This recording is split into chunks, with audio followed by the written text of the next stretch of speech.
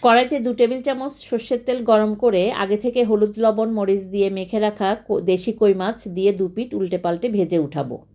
এবার তেলটা কমিয়ে 1 চা চামচ পরিমাণ মেথি ফোড়ন দিয়ে দিব 1 কাপ পরিমাণ গরম জল।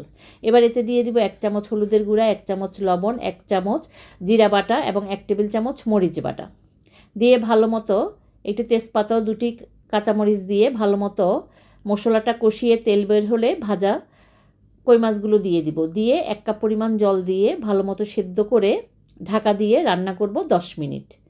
ঢাকা উঠিয়ে এতে দিয়ে দিব কাঁচামরিচ এবং বেশ কিছুটা ধনেপাতা দিয়ে নাড়াচাড়া করে 2 মিনিট রান্না করে নামিয়ে নেব আমাদের আজকের রেসিপি দেশি কই মাছের ঝোল। ভালো লাগলে আমার চ্যানেলটা সাবস্ক্রাইব করে দিবেন এবং ভালো লাগলে অবশ্যই লাইক কমেন্ট শেয়ার করে দিবেন।